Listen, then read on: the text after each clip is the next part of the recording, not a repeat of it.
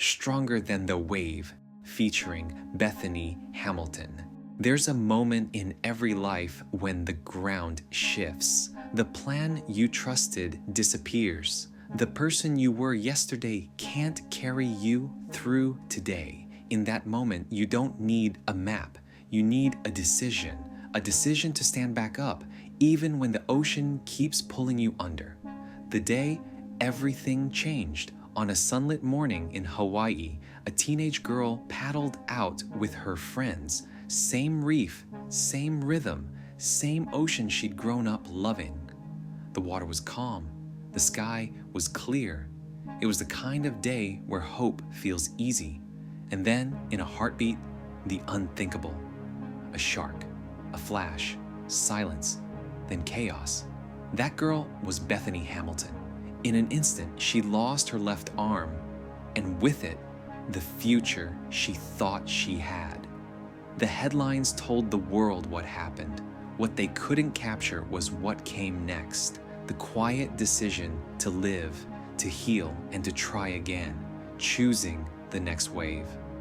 Most of us would have understood if she walked away from the ocean. But Bethany didn't come from fear. She came from faith. She didn't ask, "Why me?" She asked, "What now?" In the weeks after the attack, while stitches were still fresh and the mirror still unfamiliar, she learned to do ordinary things in an extraordinary way. How to tie her hair, how to cut an apple, how to paddle with one arm. Then she did something that made the whole world pause. She went back to the water. The first session was not heroic. It was messy, awkward, humbling, falling, trying, adjusting, 1,000 small failures, building a new kind of strength. And slowly she discovered a truth that all champions learn. You can lose something and still become more. It's tempting to believe that courage is loud, that it arrives with booming music and raised fists, but most courage whispers. It shows up in the second attempt. It lives in the small decision to try again tomorrow, the comeback. Bethany didn't just surf again, she learned to compete again. She rebuilt her stance, re-engineered her paddling, re-timed her pop-up. Competing against athletes with 2 arms, she developed a timing so precise, a rail so clean, a read so intuitive that it didn't feel like compensation. It felt like evolution. She began to win, not just heats and trophies. She won back her identity, not the old identity, the new one, not the life she had, the life she chose. What her story teaches us. 1. Loss can take something from you. Don't let it take your future. When something is ripped from your life, an opportunity, a relationship, a season, grieve it. Then decide, what will I build with what remains? Power begins there. 2. Adaptation is a superpower. Bethany didn't negotiate with reality. She redesigned around it. Greatness isn't the absence of limits. It's the mastery of them. 3. Fear is loud at the shoreline and quiet in motion. The ocean didn't become safe. She became stronger. Action lowers the volume on fear. 4. Pain grows purpose. Her platform wasn't just surfing, it was hope. She turned a headline into a lifeline for people who thought their story was over. 5. Faith over forecast. You can't control the weather. You can control your willingness to paddle out. The inner conversation, the one you're having right now. Maybe your wave wasn't a shark. Maybe it was a diagnosis, a business that didn't make it, a dream that cracked under pressure, or a silence in your heart where a laugh used to live. You're standing on the sand asking, am I still the person who can do this? Hear me, you are not the same person, and that is your advantage. The version of you that survives the storm carries wisdom the calm could never teach. You know the shape of loss. You know the taste of fear. You know the patience of slow healing. Those aren't setbacks, they're skills.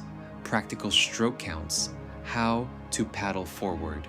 Name the next wave, not the perfect wave, the next wave. What is one action you can take in the next 24 hours that moves you one board length forward? Make the action so small you can't avoid it. Adjust your stance. What part of your routine no longer fits the life you have? Change a system, not just your willpower. Tools beat toughness.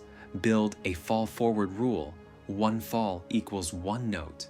After every stumble, write a single sentence. Next time, I will. Improvement loves specificity. Borrow belief. When your faith is thin, borrow it from people who see your strength. Stand in their words until you can stand in your own again. Serve while you heal. Pain shrinks in rooms where you're useful. Help someone else through their wave. You'll find your balance faster.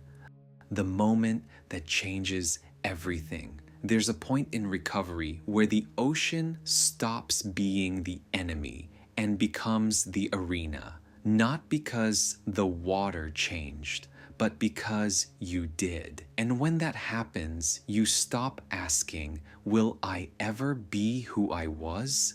You start declaring, watch who I become. Final set, because the ocean keeps moving. Understand this, life will send another set of waves. Victory doesn't guarantee calm seas, it guarantees a stronger sailor. Bethany's legend isn't just that she returned, it's that she kept returning. Day after day, swell after swell.